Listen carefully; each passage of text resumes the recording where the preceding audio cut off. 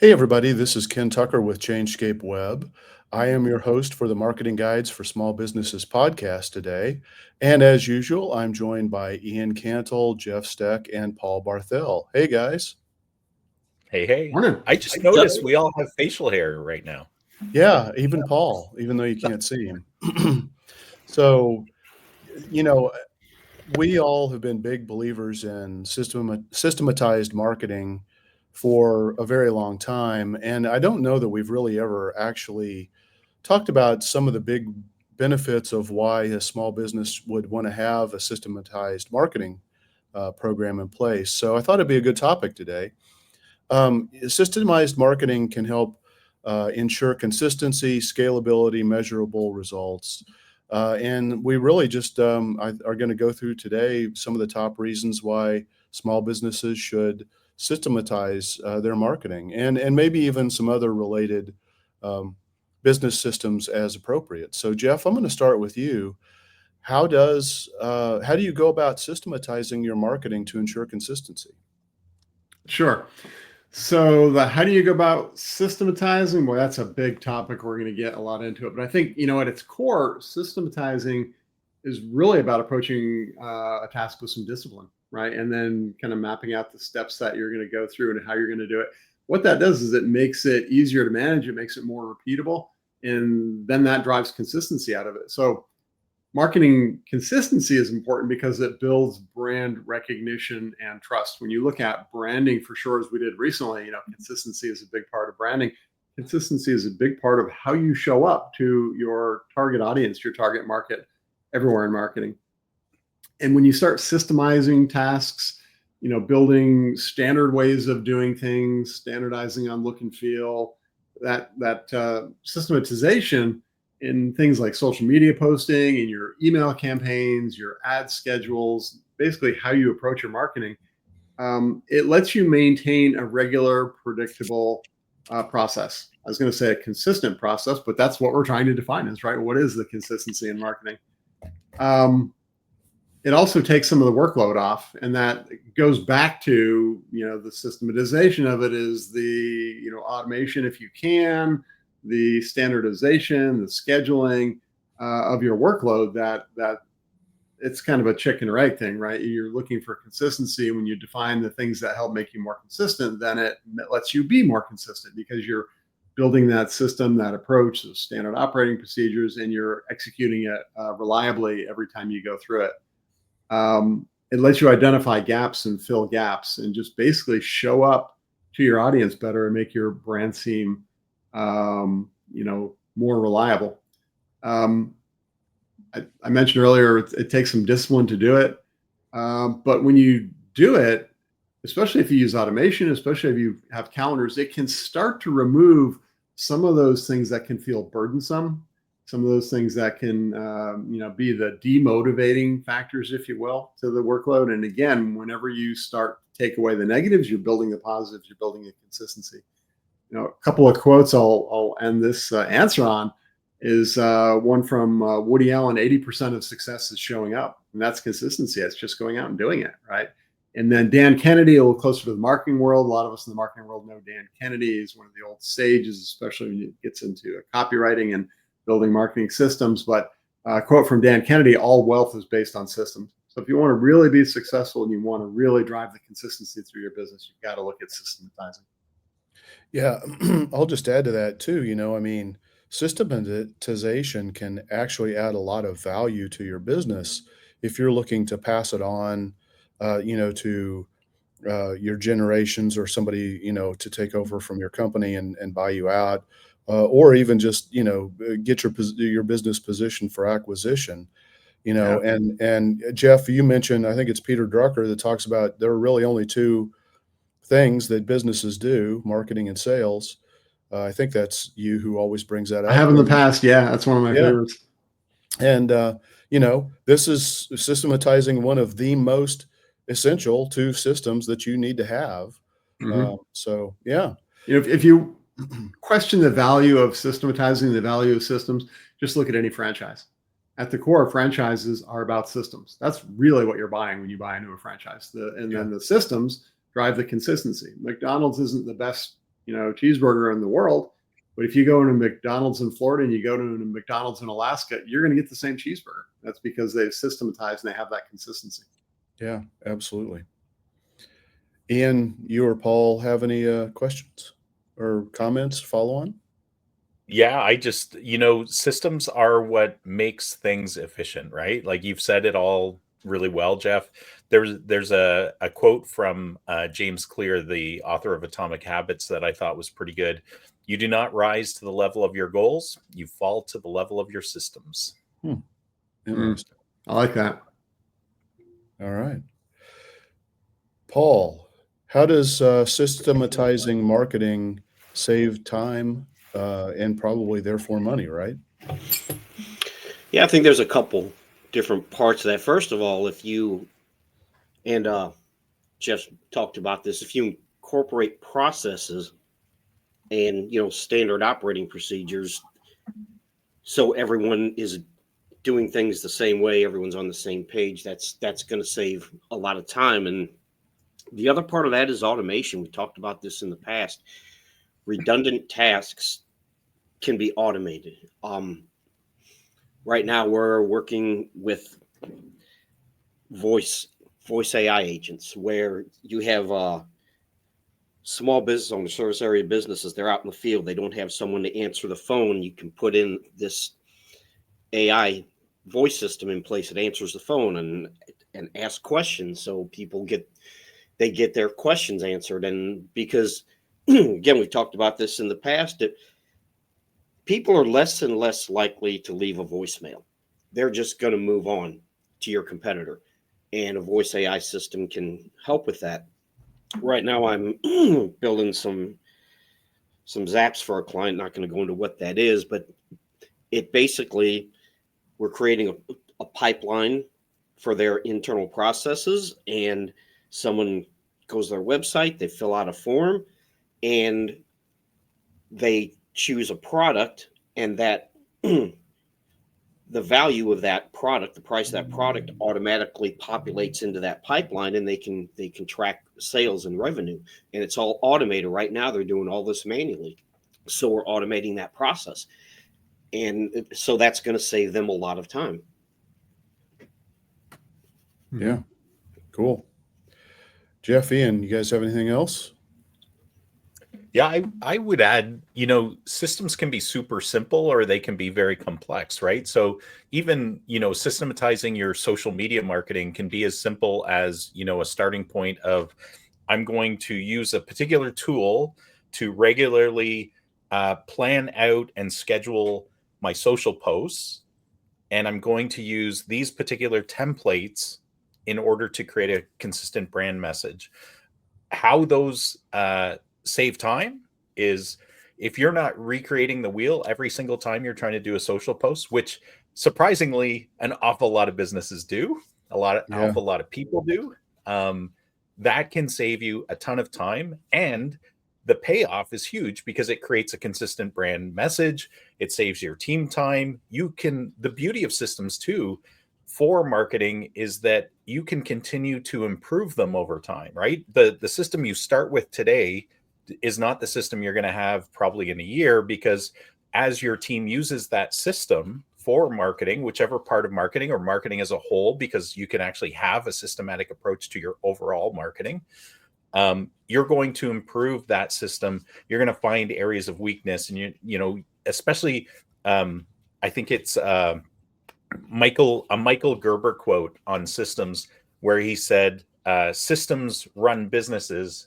the people in the business run the systems, right? So it's almost like, when you get a good system going in your marketing, it's like you're an operator of that system, which saves you tons and tons of time. Just like running an excavator saves you tons of time in digging a large hole, right? Yeah. Going to that point and taking it back to something that Paul said, I think, the running the systems also eliminates or reduces, let's just put it that way, reduces errors and omissions and things that then have to be, backtracked and redone and done over. That old saying, boy, we're big on quotes today, aren't we? The old saying, there's never time to do it It's something to the effect that there's never time to do it right. There's always time to do it over, something like that, right? Eliminating the errors and omissions is going to make it more consistent, but it's also going to save time. And I think there may be a hesitation a lot of people have to systematizing things because, oh, it's going to take time to systematize it, right? I've got to sit down, I got to think through, I've got to document it. There's a lot of ways to do that. Record what you do. Even AI tools can look at recordings and transcripts and can build SOPs from that.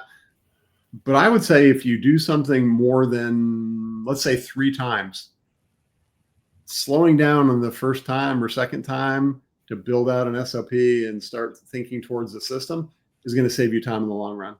Think of even if you're saving 10 seconds, if it's something that you do 100 times a week, 5,000 times a year, what does that add up to in terms of savings?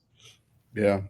One thing I'd add is that if you're just getting started, perfection is the enemy of progress. And we've run into this in all kinds of different ways, that it's not going to be perfect when you first start out. And you're, like I think Ian said, you're going to tweak it. It's going to change. But if you wait till it's perfect to start, you're never going to start because it's never going to be perfect. Yeah. Yep. Ian, Paul kind of talked about in his example of what he's working on with a client, the lead management process and how systems can come in and benefit that. I'd love to hear your take on how to do that through systems. Yeah. So let's look at the reverse. Let's look at generating leads without a system. So you put out flyers, you do word of mouth, you have a billboard. Lead management is picking up your phone, basically, right? Like that's pretty low level lead management. And remembering to follow up. Yeah. But even in there, right, you probably develop a system of answering the phone, how you answer the phone, how you offer people your services. So I just pull it back that far because once you get into digital lead management, you start to get into a whole bunch of systems actually that are kind of piled on top of each other that lead into each other, right? You've got so imagine you create an ad on Google Ads. That ad sends you to a landing page. But even before that, you've got tracking mechanisms built in so that you can now see, okay, that lead came from Google Ads. You might even have lead tracking with a unique phone number, right? A tracking phone number. There's a whole bunch of things in there. And then they come to that page. There's probably a system in some way of how you communicate on that page in order to get people to act, in order to help them through their buyer's journey. Because, we've talked about StoryBrand in the past. That's actually a system, right? That's a process, but it's Right. a systematic way to create communication that's going to have a desired effect.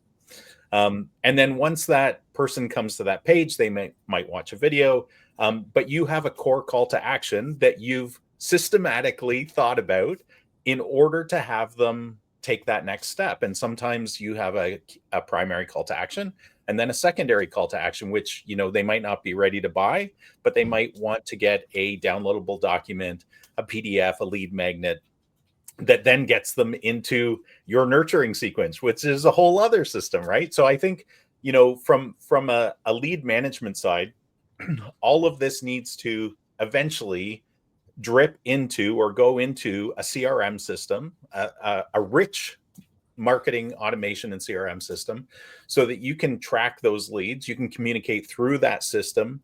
You can create opportunities and gauge where they are in the process of buying from you, and what answers or what questions they have, what pain points they have, and what your solutions are. Like, there's so much that goes into lead management. I think, without having a system, it's like you're recreating it. You probably have something in your mind of how you approach this if you don't have a system, but having a system frees you to be far more effective, to effectively connect with the people in that lead journey, and then ultimately to close the deal. And one of the other quotes from Peter Drucker is, if you don't measure it, you can't improve it, right? And so that's inherent within systems, in that without a system, you can't look at it objectively and say, hey, that connection between those two things, that conversion rate between, this part of the lead process and this part of the lead process isn't working very well. If you can't measure it, you can't improve it. So I think that's, I think it's really, really important from a lead process, a lead generation, and a lead management standpoint, that you're able to create a system that's reproducible, because for most businesses, you don't have just one product or service, you have multiples, and you would need to create kind of these multiple streams in order for them to be most effective. Yeah. Yeah. I mean, one thing that blows me away is how few businesses I see out there, small businesses in particular, that don't have a system to even just capture and respond to every lead that comes in. Paul talked about AI voice assistants. We've got AI chatbots, missed call, text back. But the key thing is, Jay Baer on our podcast a year ago talked about how important speed of response is. And if you don't want to compete on price, then be the first to respond. That's the answer, folks. And so at a minimum, start, I mean, as Ian talked about, there are multiple systems that you have in place. That all of that has to be set up based on if you're actually capturing and following up with those leads initially, to get them to pique their interest, to say, okay, yeah, I am not just somebody who's, reaching out to the business. I'm actually a legitimate, interested potential buyer. So, Ken, let me add one more thing, because you brought up the voice AI part, but this particular anecdote I think fits really well here. So we have an accounting client. They're a CPA, and we've been doing a lot of lead generation for them over the years. And one of the things that we have in place is call tracking, and so we can determine and attribute the source of where those calls are coming from. But the beauty of it also is that the calls are recorded, so you can actually audit, what is the quality of these calls from, say, filter out just Google Ads, which is the lead funnel, part of the lead funnel. And what we found was anything after hours, he had a call center set up, and it was disastrous. Like, the call center was very, very low quality. They were losing opportunities for him. They were saying things that just put a stop to the conversation. And he wouldn't have known about that in general, but very specifically with regard to something he's paying us to do, which is to generate these leads. So it's not just a loss, in these opportunities. It's a loss because you're also investing in these lead opportunities. And so, voice AI agents is a fantastic thing that I'm so excited about, because not only can you, again, track and attribute and record these calls, but because it can be integrated within the CRM and marketing automation system, that whole process of getting a call, having the AI be able to respond and answer to people's questions, and then send them an appointment link, and then track all that within the system and ping you as the business owner, and even escalate emergency calls if you're an electrician or a plumber, is so powerful. And I think it's something that takes it whole next step, but I think it's so valuable in the lead generation process. Yeah, absolutely. I think you're going to be doing leading an episode on that very topic here shortly too. So so we'll get much more into that for sure. So stay tuned, maybe even as early as next week, or the following week, or well, after the holidays. Anyway, I'm going to stop babbling now. And Jeff, I've got another question for you. Sure. So Ian kind of hit upon this a little bit, but measuring return on investment is often a struggle for a lot of businesses. And, so talk about how systematized marketing helps to solve that problem, because that's, a lot of people don't want to continue to invest in something where they can't really feel like or quantify the results that they're getting. Mm-hmm.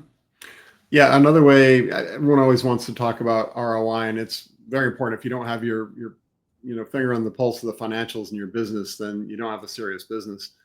But ROI is, can be approached a couple of different ways, right? But one of the big ones is make sure your money is spent wisely and as efficiently as possible. So there's that efficiency word. Now we're back to systematizing things and making sure that they're done in a predictable, repeatable way, and one that lets you gather, as we were just talking about, information and analytics, so you can experiment or make changes and make improvements. Because that's how you get to where you want to be, is you make a lot of incremental improvements. And going back to the last question, the lead generation one, if you've got a lead generation funnel, everyone always wants to focus on, how do I get more leads? More leads in the top of the funnel, but at every level, leads are falling out of the funnel. And if you can improve incrementally, a little improvement in your close rate, a little improved rate in each level working up the funnel, it's multiplicative, right? The Is that a word? ROI therefore can be huge. What's that, Ian? That's an awesome word. Multiplicative. Is it real? I think so. Yeah. I don't know. Okay. Cool. I was a math major, so at one point, before I was a computer science major. But yeah, so when your marketing is systematized, you can track the performance. You get greater accuracy. You have numbers to work with, and those incremental improvements become possible.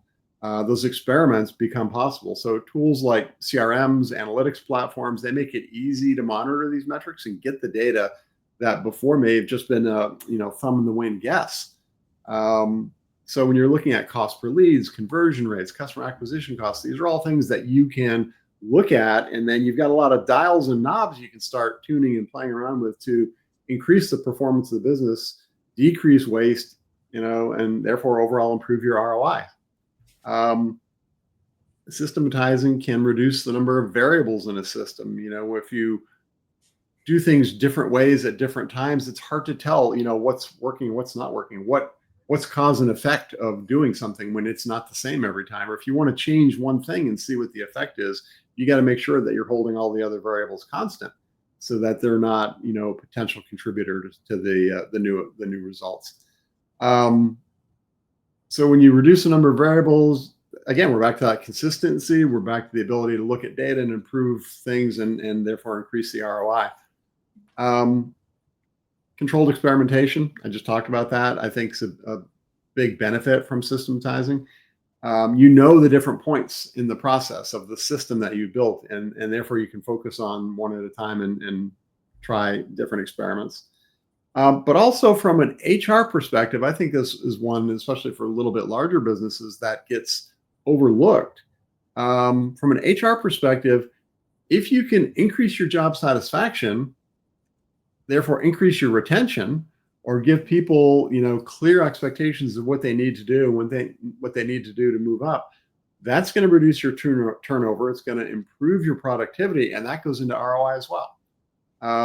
So again, I go back to the don't be hesitant. Oh, people don't want to be told, how to do things, step-by-step list. Yeah, a lot of times they do.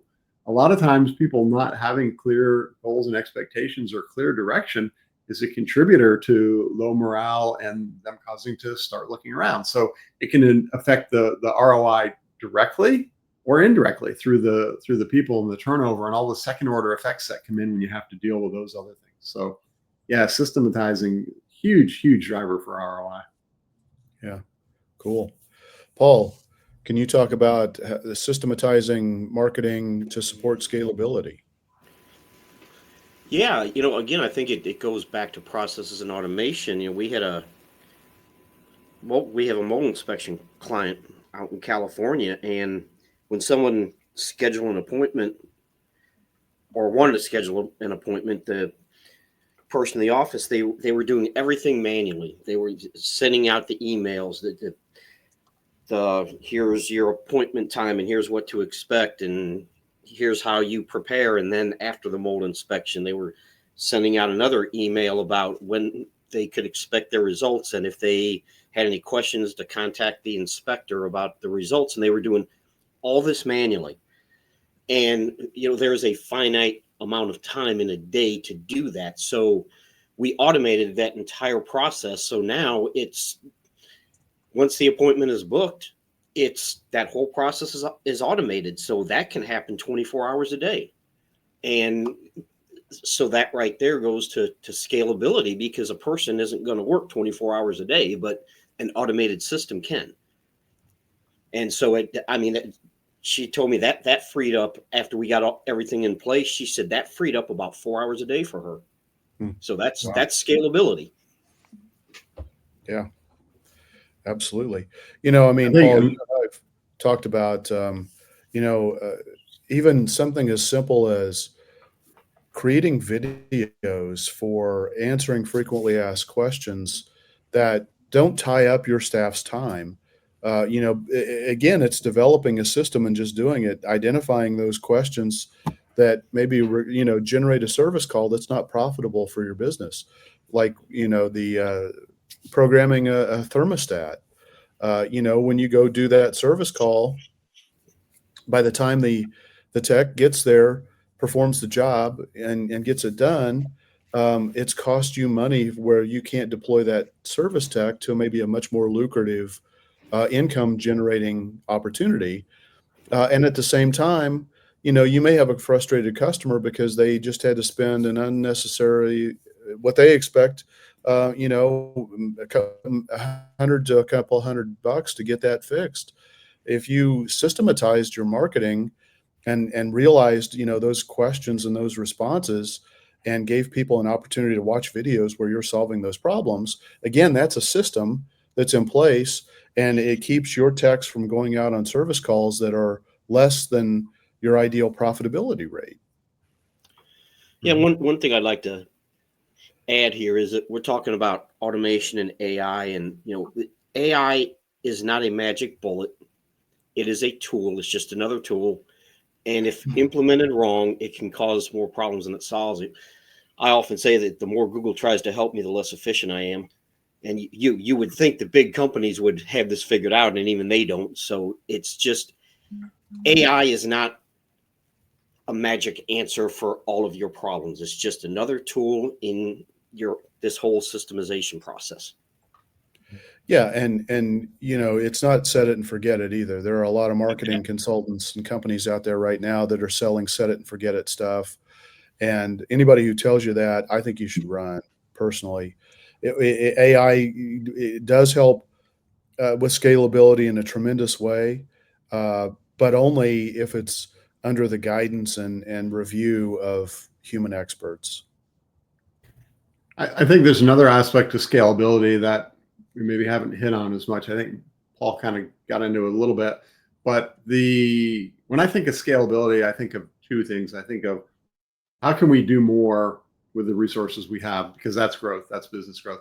But as Paul mentioned, there's a cap on that, right? People aren't going to be working 24 hours a day, and if there was the demand of 30 hours a day worth of work, one person isn't going to do it. So there's how do you enable everyone to do a little more of the productivity aspect of it? But then there's also just the overall business volume that you can handle and the growth that comes with being easily able to add capacity, to add staff. How many businesses have you heard they're like, oh, I can't afford to hire anyone, not because they don't have the money, the business is good, but because they can't train them, they don't have the time. It would take away from too many other things. And when you have things systemized, it makes that ramp up time a lot quicker and a lot easier. And therefore, if your business volume doubles, you add another person. If it doubles again, you add two more people, right? That's the big scalability. So there's little scalability is productivity growth, but then there's the big scalability of how easily can you go from 0 to 100 and really have the capacity and the volume to be able to service the customers as well or better than you could when you were smaller. Yeah. Well, another thought too is, with restaurants and using an AI voice agent, that AI voice agent can actually take orders and do it very well. And think about, it's hard for a lot of restaurants right now to find staff. And if you have to have a certain number of staff available to answer your phone to take orders, instead of being able to make delivery runs if you're, selling pizza or cooking the food, or, just providing in-person customer support, for those patrons who come to your restaurant, it's really liberating, and it gives you the opportunity to do a lot more with the staff that you have. So Mm-hmm. there are a lot of different nuances to that, for sure. Ian, Let's talk about, how systematization helps enhance the customer journey, both from the customer perspective, but also from the business perspective. Right. Yeah. Yeah. And I think, this is a really where the rubber meets the road kind of place for a lot of how systems can enhance the success of your business. Because if you can systematize and enhance the whole buyer's journey process, then you will enhance your profitability. And just to describe again what a buyer's journey is, in case some people don't know, everybody who is buying or considering buying a product or a service is on a journey, and in that journey, there's different steps we take, but it's pretty consistent in that. And sometimes you can skip these steps or fast track them a little bit, but basically you have to know about a business, you have to like the business, trust the business, try the business, buy from the business, of course, which is where we all ding the bells and think that's where the little drop of gold comes out of the funnel. But then there's also repeat and refer, and in there you get the full life cycle of the buyer's journey. And I think it's really important for the listeners to understand that in this, because you have a relationship, your business has a relationship with the person looking for your service or your product, that there's two sides to this equation. All of those steps of the buyer's journey that I talked about, the buyer has particular needs that they're looking for, particular answers or questions that need to be answered, on both the emotional side and the logic side. And they're going to be looking for the answers to those things in different places as well. So as a business, you need to create a system. You need to systematically approach this and say, okay, who is my ideal customer? Let's just start going through each of these stages of the buyer's journey. What are they looking for in the no stage? How are they looking for my product or service? Where are they looking for my product and service? How can I get in front of them? Right. And then the like stage. Okay, so once they find me, what are they looking for in order to like a business like mine? What am I going to produce in order to move them from the no stage to the like stage, which will then take them to the trust stage, right? And there's different things you can share, reviews, just to give an example of how this works in real life. Think about, how the lead funnel works for a service-based business like a marketing agency or an accountant or consultant, anything like that, where you're offering a service. You get somebody has to find you, right? So they probably find you on Google. I'm just going to use that as an example. They might find you other places, but they find you on Google. So you have to be findable on Google when somebody's searching for that service. They come to your website. Your website has to be compelling enough. It's got to walk them through their journey enough in order to, help them understand that you understand and feel their pain points and that you offer a solution, right? And then you have to have a call to action. Say that call to action, the primary call to action is to fill in a form or to call. So they fill in a form. Ideally, you'd want a nurture sequence to go out after they fill in a form. And the whole purpose of that isn't just to, fill up their inbox. It's actually to help them along that journey some more. So what you're trying to do is you're trying to predispose them to actually choosing you over the competition. And how you do that is you position your unique aspects of your business, your core difference. And then you're trying to get them to schedule an appointment. So you're consistently talking about that, providing them an appointment link. They schedule an appointment. Have another nurture sequence, right? What should they expect in your initial consultation? Common questions that people ask in these consultations. But again, it's all to position your business as the primary choice and walk them through that. And then you can have additional, then you move in. So you have your initial consultation, then they schedule with you in that meeting a strategy session or a follow-up appointment, right? Then you have another nurture sequence because the questions they're asking are different at those stages than they were before. And then you want to deliver a proposal to them. So then you have another nurture sequence. And again, it's to reinforce and reinforce and reinforce and help them make the most informed decision possible. And then you either win or lose that opportunity. And then you have an onboarding sequence. Say you win the opportunity, then you need to onboard these people. There's common things that every single new client that you have needs to hear in order to understand the process, to reduce buyer's remorse, and help them through that process, and to help you help them, right? And then you might have a monthly newsletter, and then you might have pre-renewal sequences, right? There's all these things. You want to ask them for reviews, you want to ask them for referrals. All of these things can be part of your overall mapped out buyer's journey. And if you don't think about this stuff, some of this stuff might be happening naturally, but if it's not, then your bucket is very leaky. The more leads you're filling up, the more leads that are falling out the bottom. Ian, as you're talking through all that, the flashing neon sign in front of my eyes was customer experience, customer experience, customer experience. Yeah. Those are all elements of providing a better customer experience. And why do you do that? You do that for longer term retention. You do that so people will be more receptive for upsells. You do that so people will talk about it and will refer their friends and neighbors. And like you said, reinforcing, eliminating buyer's remorse, that's all important. But overall, the customer experience is one way that you can differentiate your business from anyone else's. And yeah, so we've talked about that before. That's important. You got to do it. And the systematization is going to make sure you do it. Again, we're back to consistently and in a well thought out, well engineered way that people will appreciate, and then we'll accomplish the goals that I just threw out there and that you threw out. And it like, as I was explaining it, I'm like, wow, this is really going on a long time, right? Maybe you guys were feeling that, maybe the listeners are feeling that, but that's the point. This, when the buyer's journey is not a short process, unless, maybe when you're talking a quick transaction like food or gas or something, right? But for a lot of businesses, transactions are actually a lengthy process, or a somewhat lengthy process. And so you have to think through the stuff, because you can't improve it. You can't tweak it. You don't know whether, when we land a new client, we want a package to go out to them to celebrate this new relationship we have with them. Like, we do that. And it's somewhat systematized. Could it be more systematized? Absolutely. But we wouldn't know that unless we had it as part of our system. I think the key point too, Ian, is, you just rattled off probably a dozen systems that Yeah. or subsystems that somebody might need to have in place.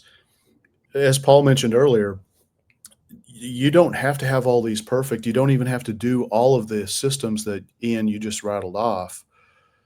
Just start somewhere. Focus on the ones that have the highest impact on your revenue and Jeff, as you may express, customer experience.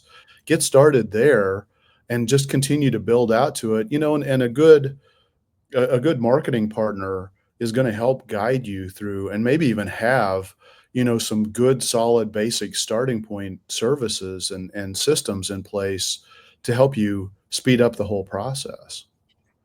Yeah. So, I'm glad you brought that up, Ken. Like, one of the systems or processes with systems built into it that we use is part of the duct tape marketing system for some of us in this group, right? And part of that is the marketing hourglass framework, which I basically listed out. But it's an exercise that few businesses will ever do. Like, even how I explained it today, very few businesses will do that on their own. It really does help to have a consultant come in and help you walk this journey, because the consultant can ask you questions like, what is the buyer looking for at this stage? But there's also, some documents that help people through this process. And it's not a hard process. The hard part is the thinking. You just need to give it a try. The implementation. So the implementation can be somewhat technical and difficult if you don't have the knowledge and expertise to do that. Like, yeah, I was talking earlier about building the zaps between taking data from here and piping it over to the CRM. That's not a 5-minute boom, it's done thing. Yeah, I would reinforce that, like, they shouldn't even be thinking about, nobody should be thinking about implementation until they've mapped it out, right? Otherwise you're getting into the weeds of, and that's not a rebuff at all, Paul, because I know that the implementation to making all of this work is really key. It's I'm just wounded. it's that thinking thing that I think is the most challenging. That's actually a good point, Ian. And I think I've seen this in CRMs, especially. A lot of CRMs come with the default, pipeline built in. The business process shouldn't be changed to match the CRM. The CRM should implement the business process. Now, there may be some back and forth of things that, well, if we did it this way, it would be better for, implement whatever. But it's thinking through the business, the process, the steps, the stages, what's needed first before diving in, trying to implement it. Strategy before tactics, right? Yeah. Jeff, you had kind of started to talk a little bit about, how systems help reduce errors. Can you elaborate a little bit more on that? Yeah, I kind of hit it from the HR point of view, but again, absolutely. When you have things that are documented, that are put into templates in workflow managers, project managers. We talk a lot about CRMs, but the internal delivery side of it may be a project management tool, right?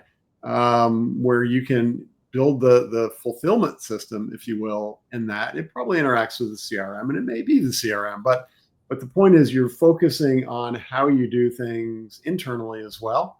And that can avoid mistakes because things are well laid out of, excuse me, what you do and when. And also deadlines. The systems can keep you on track and make sure you're moving along and things are progressing at the right pace. And also looking downstream for dependencies. If your work output goes to somebody else and you're behind, they can see it, in the systems. So it's documented, it's well defined how long everything should take, when it should get done, when it needs to get done. And that, again, back to that consistency word, but it avoids mistakes, it improves workflow to deadlines. From an externally visible point of view, it makes sure your messaging's on brand, your branding is living up to its promise. And then that's all good for both internal and external reasons, for ROI reasons, for customer experience and business growth reasons. One of the things I think that reducing human error, systematizing, is, I kind of hit on it earlier when Ian was talking. I tapped my head. It reduces reliance on memory. If you're systematized and you're following a flow, even if it's written down on notebook paper about what you do next and what the steps are, and you're filling in a template on paper, I don't necessarily advocate that, but it's one way to do it. It means you don't have to remember, I've got to catch up with, that guy. I talked to him 2 days ago. That means I need to talk to him again tomorrow, right? If you're juggling 10, 15 different sales opportunities in your head, or work tasks, or whatever it is, keeping them all straight and what has to happen when can be a challenge, and that takes time and effort. So systemization can reduce the reliance on personal memory in that.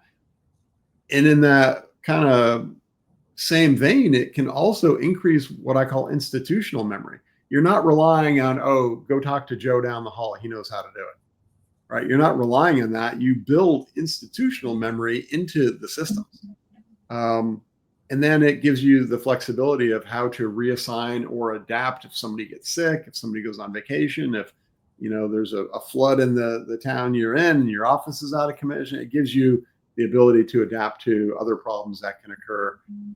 It's not necessarily human error, but it's in that same vein of eliminating weak links in the system and making sure things get done properly and on brand. Yeah, Jeff, that's a great point. I mean, I know you came from a computer engineering perspective. Paul's got some experience in that realm. I came from a software development expertise. And in the software realm, there's this thing called the capability maturity model, and level one is called chaos, because what happens is organizations rely on the excellence of a single individual or two to do some heroic, amazing things.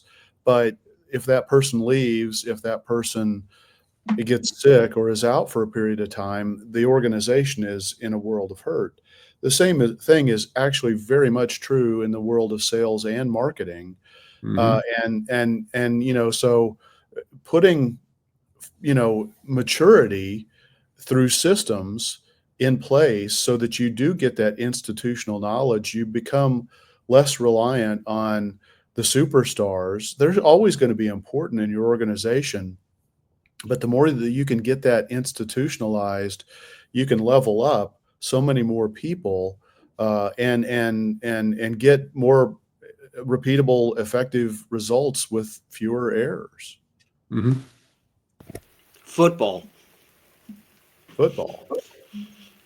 Yeah, Practice. Have a every playbook. Yeah. every team has that one player that, whether it's receiver, running back, guard, or attack, that they are better than anyone else on the team at that. Maybe one of the best in the league. And when they get injured, the team just can't do what they normally do. They can't score. They can't defend. And that's exactly what you're talking about, Ken. Is it that one superstar goes out, the whole team suffers. Yeah. And that was, I'm not a huge football fan, but one thing that I immediately think of is, there was a paradigm shift back in I think it was even 2000 with at the time, St. Louis Rams. And yeah, they are still the St. Louis Rams, by the way, folks. They implemented a system that was radically different, but it was a system and the entire team was trained on it.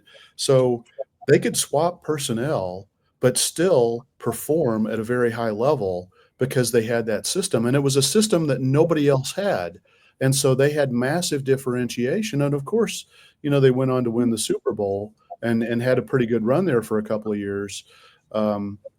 Largely because, they swapped out quarterbacks due to injuries. As you said, Paul, they were able to swap out some key, receivers and running backs, and things like that. So that's actually a great analogy, which kind of leads me to your next question, Paul, for you is, improving team collaboration. Jeff mentioned the project management tools that are out there and how that comes into play, but what else do you see? Or do you even have examples of like some of those tools? Well, there's teamwork, Asana, Trello. But, there's a joke in corporate America that you have to have a meeting to see if you need to have a meeting. And but the purpose of that is to keep everyone on the same page, so to speak. It's not about the project management software you may or may not use. It's about the system and everyone using the system and making sure that everyone knows what needs to be done when and where. And everyone, like I said, is basically on the same page. And that's how it improves team collaboration. Because if you don't know what someone else is doing, it's like, okay, I know this thing needs to be done, but I don't know who's doing that or when they're doing that or if they're doing that, then there's that creates a huge disconnect.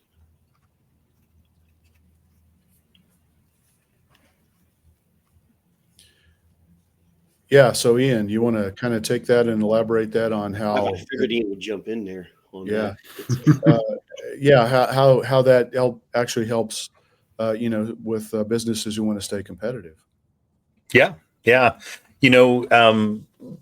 I think the first step in having how systems can help you be more competitive in marketing is, first of all, competitive analysis, right? If in your system of marketing, you build in regular competitive analysis, I think that's one of the biggest eye-opening opportunities for a business. Because no business, I say this so often, but no business exists in a bubble, right? You may think you are entirely unique in the marketplace, or that you don't need to do anything. But the fact is that the people looking for your product or service are looking out in the world. They're searching online, they're looking on social media, they're asking their friends, they're asking on Facebook groups, you name it, they're looking, right? And if you have no idea how you show up compared to your competitors in those areas, you are at a severe disadvantage. What's fantastic, and what is a huge opportunity for practically any business that's listening to us today, is of all of the businesses I've ever interacted with who have hired us for an audit, a competitive analysis, even just a prospecting call where I do some initial competitive analysis because I want to really accentuate the pain point with them, right? I want them to understand this is where you are today and this is how I can help you with your marketing. And the competitive analysis for me is a really easy way to show people that opportunity. But the fact is that most businesses do not do this, especially small businesses. So that's where I would start for sure, from a competitive marketing system analysis, or starting with analysis. But how it can really help you is, first of all, it helps you laser target, like, this is what we should be doing to outcompete our competition.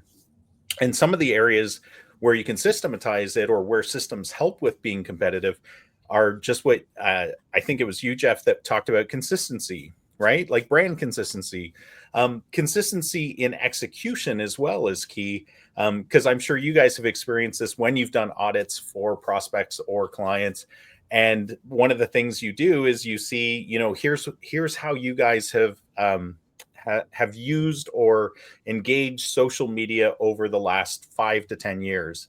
And usually the chart, especially with COVID, during the COVID period, right, where a lot of businesses were shut down, and they were like, well, I guess I'll do some digital marketing. I guess I'll get active on social media.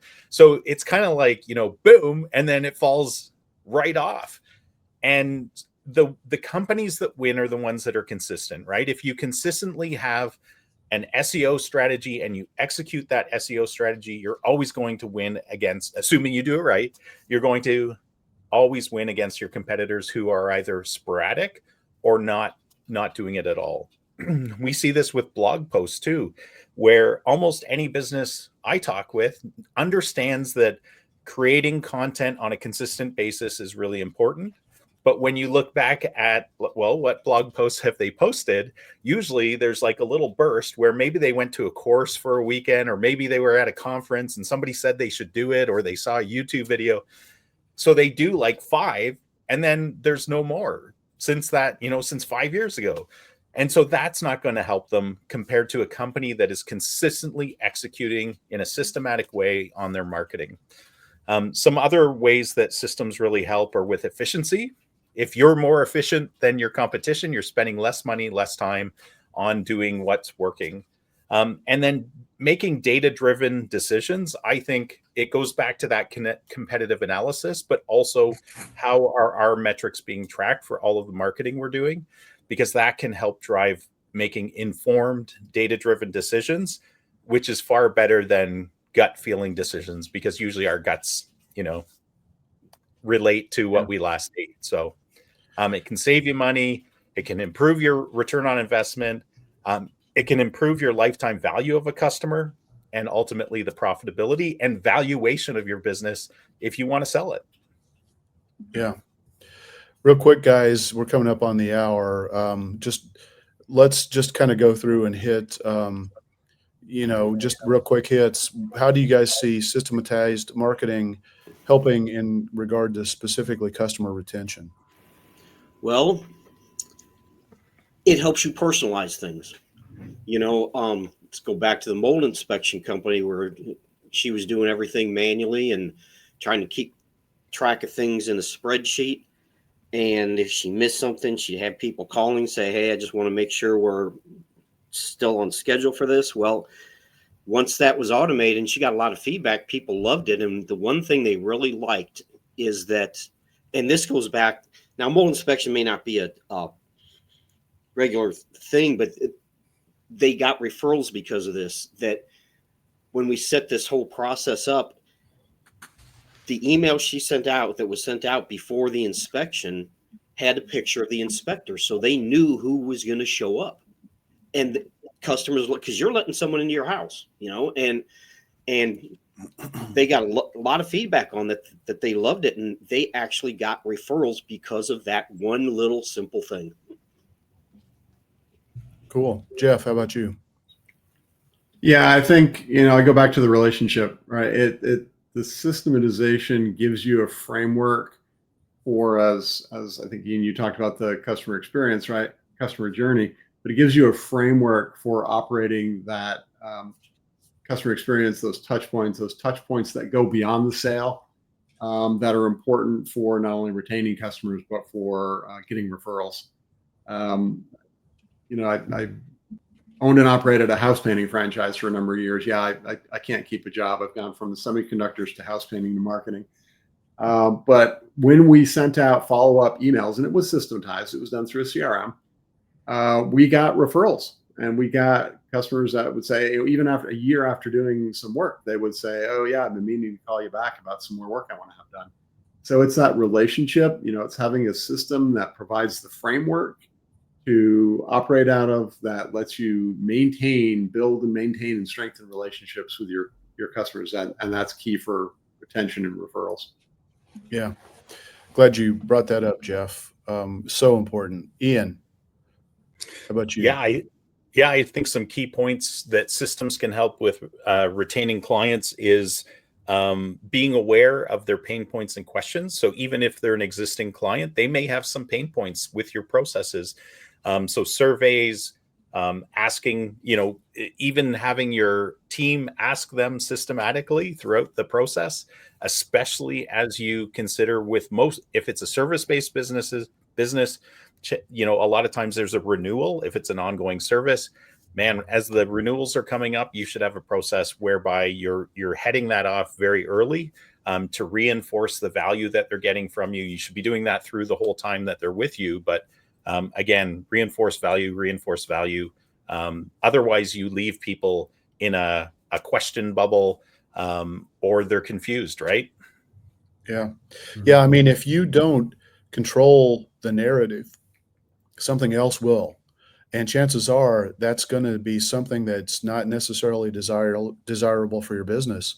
It's why email marketing consistently is so important, because if you're not staying top of mind and controlling the communication and helping to facilitate the ongoing relationship with past clients, when they do have those needs, as Jeff mentioned, they may make a connection to say, okay, painting, I need painting.